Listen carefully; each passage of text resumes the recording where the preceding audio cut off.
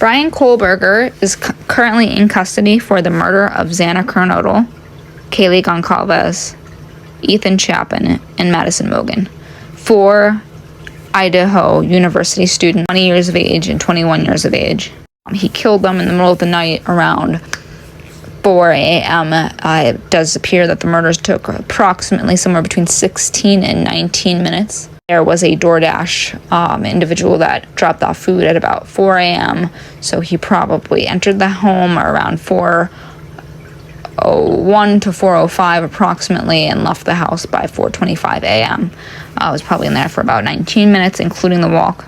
He turned his cell phone off, according to the affidavit that was recently released, from 2:47 a.m. to 4:48 a.m., which is likely the time that the murders were committed.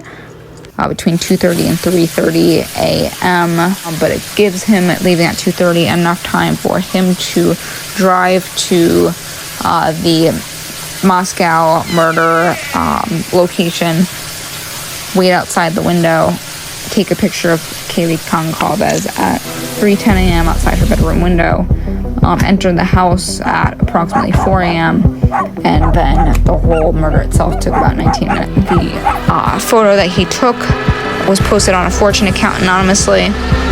That account, I believe to be him. First of all, there's a picture of the victim. Let's just assume it's a fake picture. Then we have timestamped at 3:10 a.m. in Moscow. So then if that is fake, then he admitted on there that he killed the girls, was trying to frame David Loach. He said, I hung Kaylee's intestines on the ceiling fan. And then he said David Loach is the killer. So David Loach is somebody who's in a fraternity.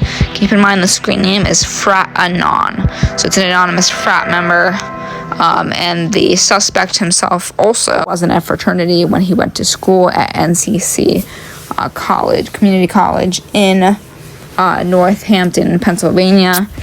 So nobody really knew at this point, December 12th, that the murderer was in Pennsylvania. So I find it highly suspicious that not only did he have that photo, but he also stated he was going to be hiding out in PA, shithole PA.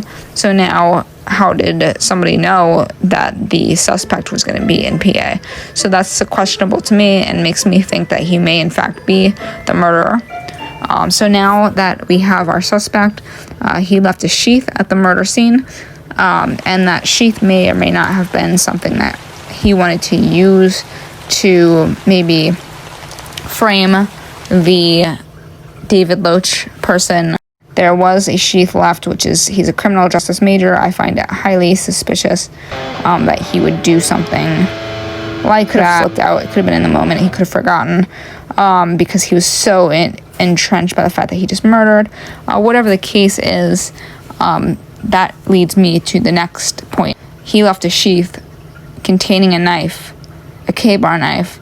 That means that there's a missing K-bar, and we need to find that K-bar. If we can find that K-bar, it has his DNA evidence, or at least some sort of link back to him, maybe from the fact that he was just in the area, is enough. Police have yet, or FBI has tracked that IP address and has connected it with him, and then it turns out that the murder weapon is, in fact, at the place that the 4chan account reported it to be.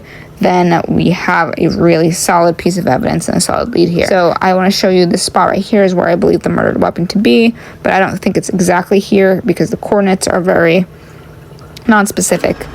They're very hard to get the exactness of them. So I think that it's somewhere around here is where the murder weapon is located. Somewhere maybe in here, on these tree lines here, somewhere. Maybe it's not as crazily placed as I think. Maybe it's somewhere over here, but it's definitely on a tree line according to the picture and the coordinates he posted.